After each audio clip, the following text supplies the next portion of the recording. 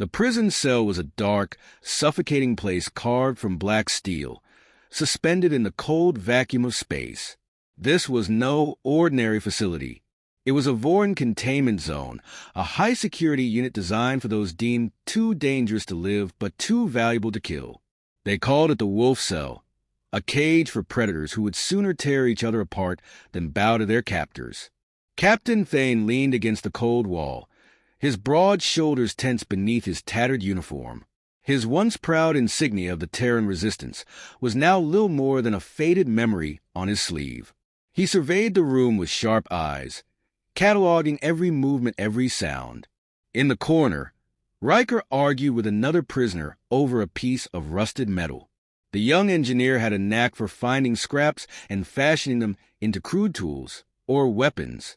His temper, however, was less refined. "You keep scavenging junk like that, and the guards are going to notice," Thane warned, his voice low and commanding. Riker didn't look up. "Let them notice. Maybe it'll speed up the day I shove a pipe through one of their skulls." Thane sighed. Riker's fury burned hot, but it was a flame without direction.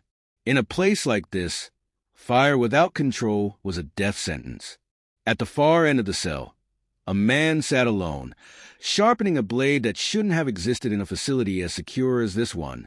Dagger was a ghost among wolves, a figure of silence and precision.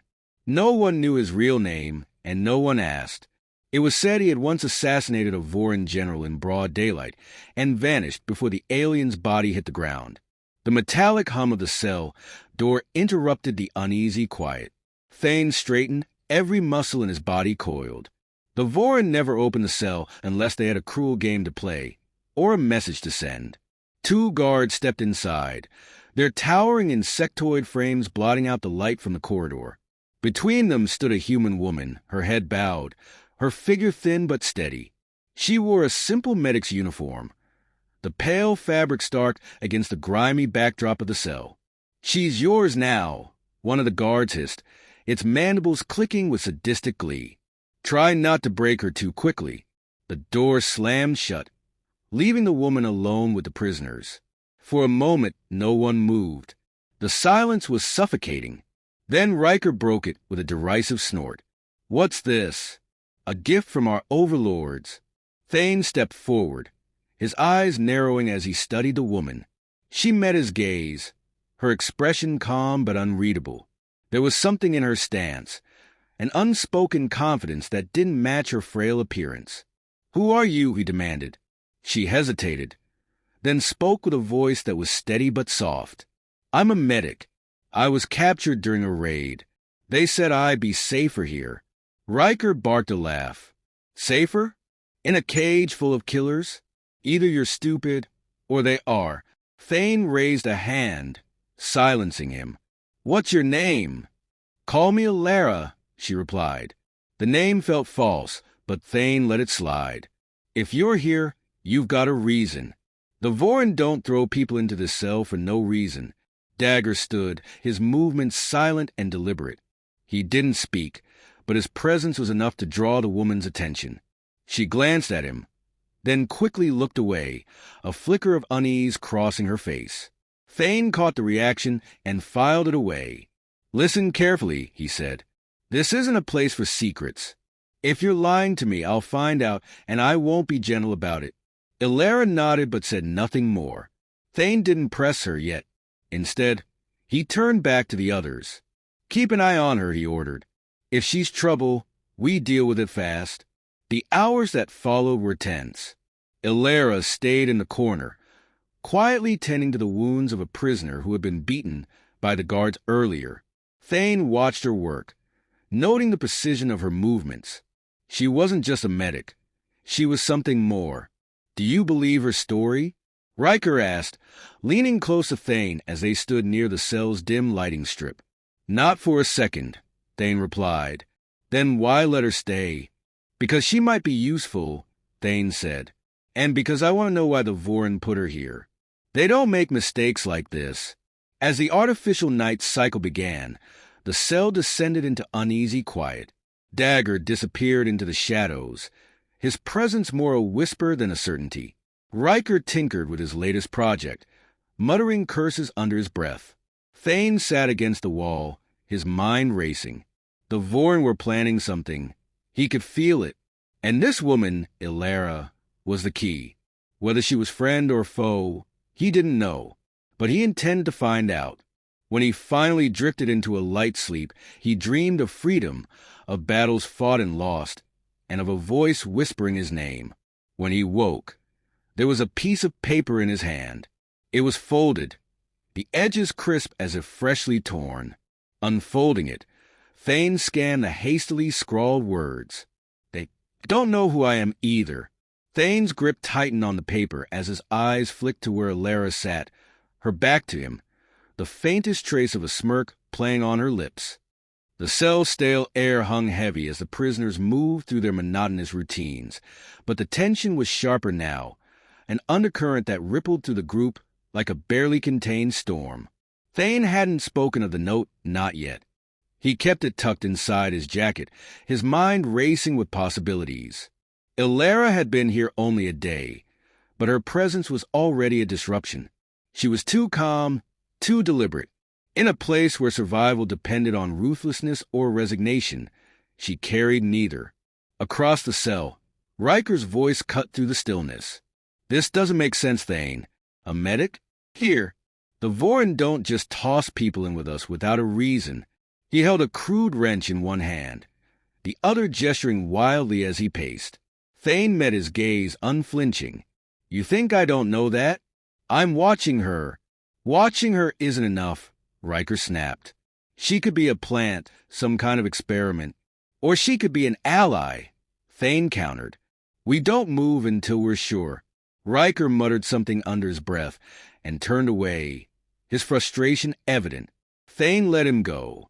Riker was volatile, but his instincts were usually sound. And Thane shared his unease, even if he wouldn't admit it outright. Ilara worked quietly in the corner, tending to the bruised ribs of one of the younger prisoners. Her hands moved with practiced efficiency, her expression neutral. Yet Thane noticed the way her eyes flicked around the cell, taking in every detail. She was observing, cataloging, assessing. Later, when the guards delivered their pitiful excuse for a meal, the routine shattered. The cell door slid open, and two Vorin stepped inside, their segmented legs clicking against the floor. They carried stun batons, their sharp, chittering voices filling the room. Step forward, medic. Ilara didn't hesitate. She rose gracefully, her face a mask of calm as she approached them. Thane's fists clenched at his sides. This wasn't right. The Vorin never interacted this directly unless they had a purpose. What do you want with her? Thane demanded, stepping forward. The larger Vorin turned its bulbous, multi-eyed head toward him. Not your concern, human. She's in our cell, Thane said, his tone ice. That makes it my concern, the Vorin hissed, the sound like steam escaping a broken pipe. But before they could respond, Ilara spoke. I'll go, she said simply. No need for theatrics. They dragged her out without another word, the cell door slamming shut behind them. Riker was at Thane's side immediately. This is what I'm talking about. She's not just some medic. You don't get hauled off by the Vorin for handing out bandages. Thane said nothing, his mind churning. He didn't like this. Not the timing, not the way the Vorin moved. There was something deliberate about it, something calculated. And then there was a note. Ilara returned hours later, her uniform slightly torn, a small bruise forming along her jaw. But her expression was as calm as ever, her posture unbroken. She sat down in the corner without a word, and the cell descended into uneasy silence. Thane waited until the artificial night cycle began before he approached her. He crouched down, his voice low enough that only she could hear. What did they want? Questions, she said simply. What kind of questions? The kind you'd expect. My background, my skills. They were thorough. Thane's eyes narrowed. Why you? She met his gaze, her expression inscrutable. Maybe they're trying to figure out if I'm a threat. Just like you. Thane leaned closer. You're hiding something. I don't know what it is, but I'll find out. And if you're playing us, I'll make sure you regret it. Her lips curved into the faintest of smiles. I'd expect nothing less, Captain. The way she said his rank sent a chill down his spine. It wasn't common knowledge here. He stood and walked away, his suspicions deepening. The next day, a fight broke out. 2 prisoners, their tempers flaring over a stolen ration, lunged at each other, fists flying. The guards didn't intervene. They never did. Chaos was their weapon, a tool to keep the prisoners in check. It was Alara who stepped between them. With a sharp, fluid motion, she disarmed one man, twisting his arm until he yelped and dropped his makeshift blade. The other prisoner hesitated, clearly stunned by her sudden display of skill. "Enough," she said, her voice firm. "If you kill each other, you're just doing the Voron's job for them." The cell fell silent, all eyes on her. Even Dagger, who rarely showed interest in anything, seemed to be watching more closely. Thane approached her later, his voice low but edged with steel. "That wasn't just instinct. Where did you learn a fight like that?" She shrugged.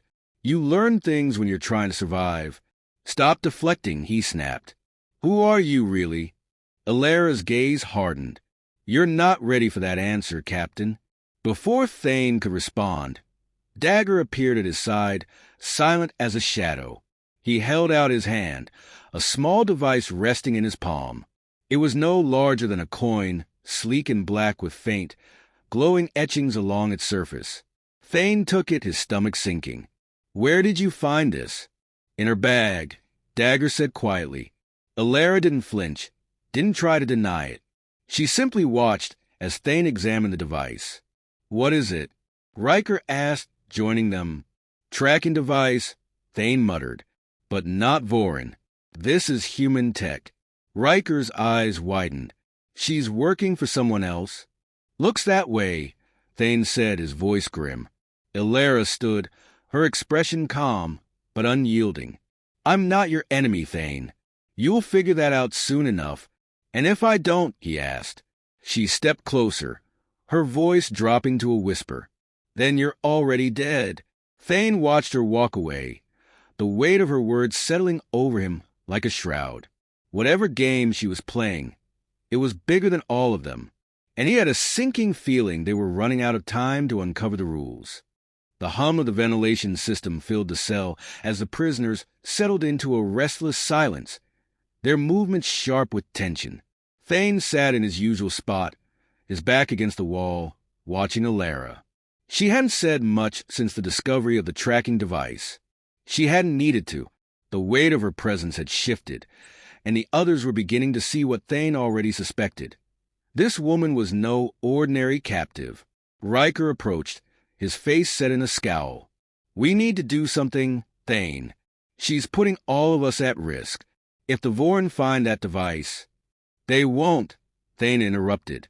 He held up the tracker, now smashed into several pieces. "It's useless to them." Riker's frown deepened. "That doesn't solve the bigger problem. What's her angle? Why is she here? That's what I'm going to find out." Thane pushed himself to his feet and crossed the room to where Alara sat.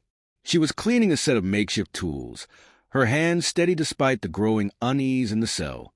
"You've been quiet," Thane said, his tone measured. She didn't look up. "Observation is a valuable skill. Is that what this is? An observation mission?" He crouched down, lowering his voice. "You've been holding back since you got here. It's time to stop." Alara set her tools aside and met his gaze. For a moment, neither spoke, the tension between them crackling like a live wire. "You really want to know?" she asked finally, her voice soft but firm. "I'm done waiting," Thane said. Alara glanced around the cell, ensuring the others were out of earshot. Then she leaned in, her voice dropping to a whisper. "The Voron think I'm a medic. It's what they were told when they captured me, and I've let them believe it. But I'm more than that. I was embedded with a covert Terran unit, working on infiltration strategies when my team was ambushed. They didn't survive." Thane's jaw tightened. "And the tracker? Wasn't mine. It was planted on me when I was taken. The Vorin don't know it exists. But whoever's tracking it, they're coming. Coming for you? For all of us, she said. Before Thane could respond, the lights in the cell flickered, a sharp mechanical whine echoing through the facility. The prisoners froze, their instincts honed to recognize the signs of an incoming threat. What the hell is that? Riker hissed, his eyes darting to Thane. The answer came in the form of a deep, resonant boom that shook the walls. Dust rained down from the ceiling, and the cell door's locking mechanism sparked. Illyra stood, her movements fluid and precise. "They're here." "Who's they?" Riker demanded. But his question was drowned out by the sound of metal tearing.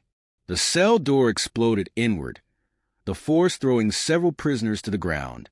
A group of heavily armed humans stormed in, their uniforms bearing no insignia, their faces obscured by helmets. "Clear the area," one of them barked, his voice amplified by a built-in comm system. Illyra stepped forward, raising her hands in a gesture of surrender. "You're late." The leader of the group froze, his weapon lowering slightly. "Illyra, it's me," she said. "And you're not here for just me. We're taking everyone." Thane moved to her side, his voice sharp. "What's going on?" "These are my people," Illyra said simply. "They've come to break us out." Riker let out a low whistle. Convenient timing. Illyra didn't respond. She turned to the leader. "Do you have the explosives?" The man nodded and handed her a small, sleek device.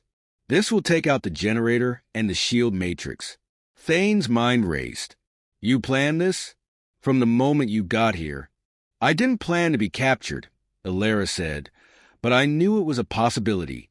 The tracker wasn't just a way to find me. It was a signal to activate the escape protocol." "Escape protocols?" "We're taking this facility down," she said. The guards had begun to rally, their insectoid forms swarming toward the breach. The leader of the strike team barked orders, his soldiers forming a defensive line. "We don't have much time," Illyra said, handing the explosive device to Thane. "The generator is 2 levels down.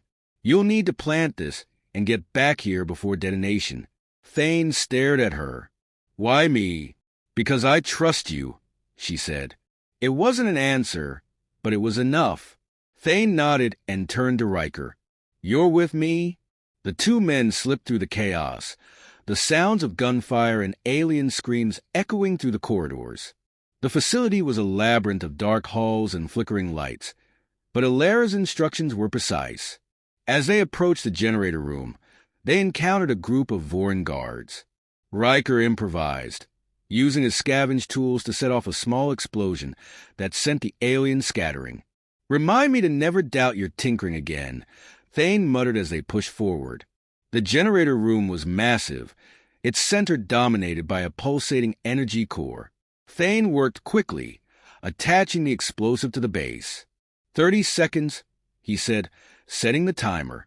They sprinted back toward the cell, the countdown ticking in Thane's mind. By the time they reached the others, the strike team was retreating, their movements coordinated despite the chaos. "Detonation in 10, Thane called out, grabbing Illyra's arm as the group moved toward the exit. The explosion rocked the facility, the shock wave throwing them to the ground. Alarms wailed as the shield matrix failed, the prison systems collapsing in a cascade of sparks and fire. The strike team led the prisoners to a waiting dropship, its engines already roaring to life. As they boarded, Thane turned to Illyra. "You could have told me sooner. Would you have believed me?" she asked, her expression unreadable. Thane considered her words, then nodded. "What happens now?" "Now," Illyra said, her gaze shifting to the burning prison below. "We finish what we started."